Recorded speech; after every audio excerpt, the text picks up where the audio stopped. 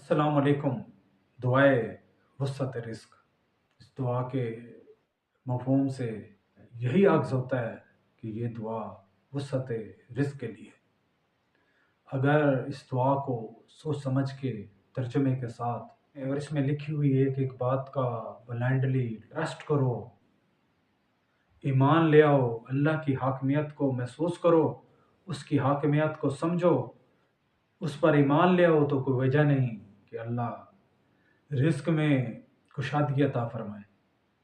اللہ نہ صرف رزق کی تنگی دور کرے گا، مالی پریشانیاں دور ہوں گی، بلکہ اس دنیا میں ایک مقام دے گا، اعلیٰ مقام نصیب کرے گا۔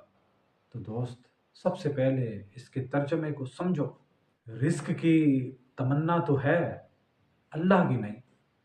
جس سے مانگنا ہے وہ دل و نگاہ میں نہیں،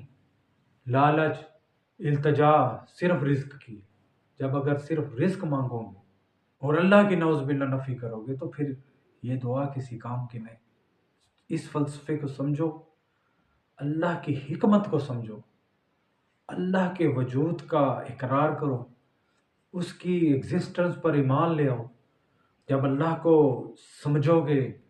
اس کی ایگزسٹنس کا، اس کے وجود کا اقرار کرو گے، اس کی حاکمیت کا، اس کی سپریم ہونے کا دل و نگاہ سے ایمان لے آؤ گے، محسوس کرو گے، اللہ کے وجود کا اقرار کرو گے، اس کے واحد اور یکتا ہونے کا سما پیدا کرو گے، اظہار کرو گے کہ اللہ واحد ہے، یکتا ہے، تن تنا ہے، مالک و وارث ہے، تو ہر مسئلہ ایسے ہی حل ہو جائے گا۔ تو سب سے پہلے اس فارمولے پر، اس نسخے پر عمل کرو کہ میں ایمان لایا کہ اللہ ایک ہے، اللہ یکتا ہے، اللہ تن تنا مالک و وارث ہے۔ نہ اس کو کسی نے پیدا کیا، نہ وہ جنا گیا، نہ اسے کسی نے جنا۔ وہ سپریم ہے، وہ واحد ہے، اس جیسا کوئی ہے ہی نہیں۔ اسے نہ نیند آتی ہے نہ اونگ آتی، اس کا پیرالل کوئی ہے ہی نہیں، کوئی اس کا ہمسر ہے ہی نہیں۔ وہ ایک ہی ہے، ایک ہی بادشاہ ہے، ایک ہی شہنشاہ۔ اس دعا کو نہ صرف رزق کے لیے تم استعمال کر سکتے ہو، جس مقصد کے لیے بھی پڑھو۔ اللہ کی حاکمیت اس دعا میں کھل کر سامنے آتی ہے، کھل کر بیان کی گئی ہے کہ یا باری تعالیٰ، میں سخت تنگی کا شکار ہوں،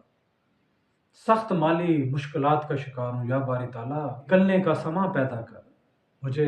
غربت سے نجات دے، پریشانیوں سے چھٹکارا فرما۔ یا باری تعالیٰ، تو ہی ہے جو تنگی رزق سے چھٹکارا دے سکتا ہے، جو مجھے مال و مال کر سکتا ہے، جو مجھے غنی کر سکتا ہے۔ میرے اوپر اپنے خاص کرم فرما، میرے قریب آ، میرا دوست بن جا۔ جب اللہ دوست بنے گا، مالی پریشانی بھی دور ہوگی، تنگی بھی دور ہو جائے گی، پریشانیوں کا بھی خاتمہ ہوگا، بیماریوں بھی دور ہو جائیں گی۔ تو یہ دعا نہ صرف وسعت رزق کے لیے ہے، بلکہ جس مقصد کے لیے بھی اس دعا کو اپنے ورد میں لاؤ گے، اسی مقصد میں اللہ کامیابی دے گا، کیونکہ سینٹر آف گریوٹی یہ دعا نہیں، اس پر لکھے ہوئے الفاظ نہیں، سینٹر آف گریوٹی اللہ کے ساتھ۔ جب اللہ کو سینٹر آف گریوٹی بناؤ گے، اللہ کو مرکز نگاہ بناؤ گے، آپ کو اللہ کے سپرد کرو گے، سابقہ گناہوں کی معافی مانگو گے، اللہ سے گڑ گڑاؤ گے، اس کے سامنے اپنی التجا رکھو گے، اپنی پریشانیوں کا حال اللہ سے بیان کرو گے، اسے اپنا دوست سمجھو گے، اس کے سامنے دکھڑے بیان کرو گے، دکھڑے رکھو گے، پریشانیاں رکھو گے، اپنے غموں کا اظہار کرو گے، اس سے التجا کرو گے کہ یا باری تعالیٰ، سابقہ گناہوں کی معافی چاہتا ہوں، سابقہ گناہوں کی معافی اور آئندہ گناہ نہ کرنے کی توفیق عطا فرما۔ اللہ نہ صرف توفیق عطا فرمائے، گناہوں سے بچو گے، اللہ سے دوستی کی جب تمنا رکھو گے، اس کے نیک کاموں میں لگ جاؤ گے، اس کی خوشنودی کے کاموں میں لگ جاؤ گے، اللہ کی قربت کو نہ صرف فیل کرو گے بلکہ اپنے پریکٹیکل زندگی میں محسوس کرو گے، خوشحالی نصیب ہو جائے گی، غربت کا خاتمہ ہو، مالی تنگی دور ہو جائے گی، رزق کا تو کوئی ایشو نہیں رہے گا، بلکہ زندگی جو ٹینشن کا شکار تھی، جس ایگزائٹی کا تم شکار تھے، ڈپریشن کا شکار تھے، مایوسی کا شکار تھے، بلاؤں اور آفتوں میں گھر چکے تھے، اپنوں کی بے وفائیوں کا شکوہ تھا، ان سے دوری کا غم کھائی جا رہا تھا، تو یہ پریشانیاں انشاءاللہ مٹ جائیں گی،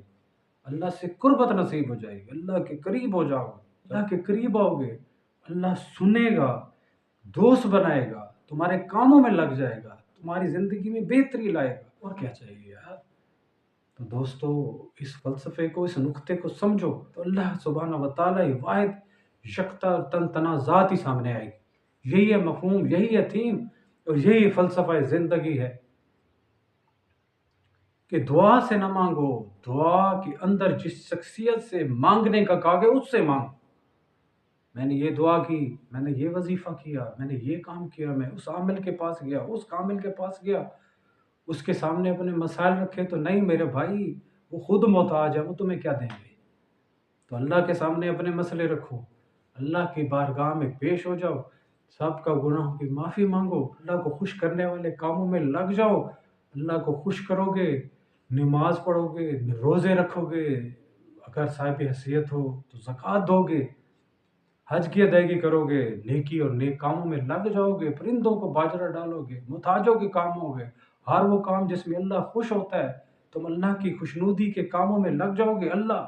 بغیر بتائے، اللہ کسی کا محتاج نہیں ہے، کسی دعا کا محتاج نہیں ہے، وہ بغیر بتائے تمہارے کاموں میں لگ جائے اور تمہیں